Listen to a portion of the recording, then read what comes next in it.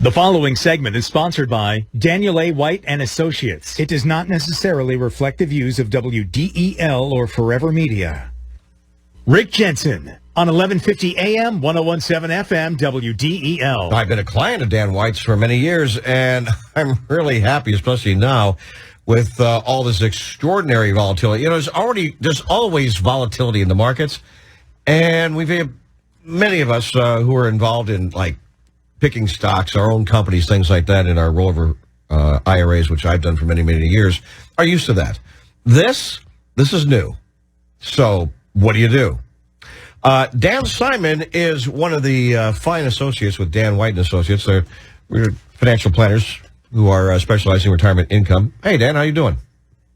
Good, Rick. How you doing this afternoon? I'm well. Thank you very much. I'm glad you asked. And so now you have the tip of the day, and then we'll mention what Dan's going to be talking about on Sunday morning. What's your tip for today?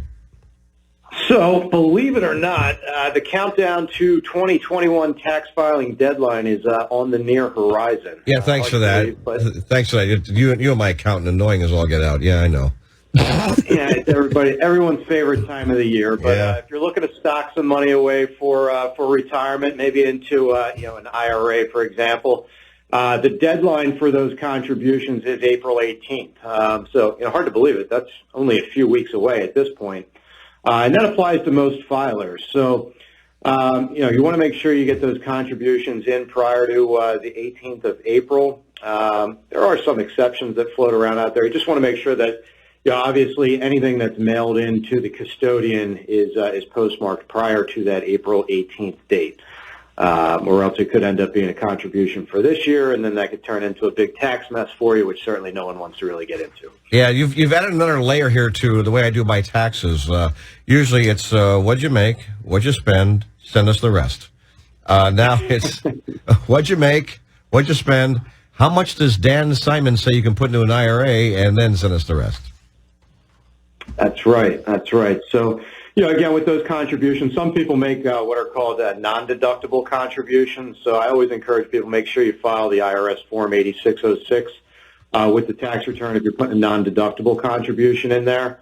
So obviously you can track the basis of those contributions on non-deductible dollars. Roth contributions, obviously, Roth seems to be a big topic these days. You're not going to get any tax notification there because it's not showing up. It's not reported from a tax standpoint, but want to certainly make sure you're staying within the the guidelines of income thresholds to contribute to the Roths. And then I'll also point out for maybe some of the self-employed listeners out there who may have their own SEP IRA, they actually do allow for contributions to a SEP after April 18th. If you file for a deadline or file for an extension, rather, to file your taxes. So whenever the business tax filing deadline is, they do give you the ability to push back the contribution till that point. No, I didn't know that. I mean, I know if you're going to file for extension, you should pay what you think you're going to have to pay, just to keep yourself from any added interest. But I didn't realize you could make a contribution afterwards as well. Huh. You can if you file for the extension on the business taxes, that is permissible. Oh, nice. Good to know. And by the way, you're not an accountant, though, are you? We've hung out before. Of course not. I'm not an accountant. I know, but I want people to know. Taxes, Rick. Right. I know, but this is what I want people to know. I don't know. You guys are incredibly, just brilliant financial advisors, but I want people to know that when you talk to someone like a Dan Simon at 888-690-8820, these guys work with accountants, CPAs, tax attorneys, and they can basically build a team, as it were, for you to work with. That's really helpful that you guys are able to do that. Yeah, absolutely. I mean, I always say, we've got a network of accountants and attorneys because, they're all part of the retirement package. So we really try to kind of quarterback the whole thing. And, obviously you got to take taxes into consideration, anytime you're talking about retirement and retirement income and, investing for retirement. What do you say to someone who's listening thinking, oh, gosh, I don't know how much I can put in? I mean, they've read a few things, and maybe they think they have an idea, but those limits, of course, have changed since 2020, and some reverted back. What do you say to someone who's like, I'm not quite sure what I should be doing? Early and often. The earlier you start, the more you can put aside for retirement, the better off you're going to be down the road. I mean, I see it every single day.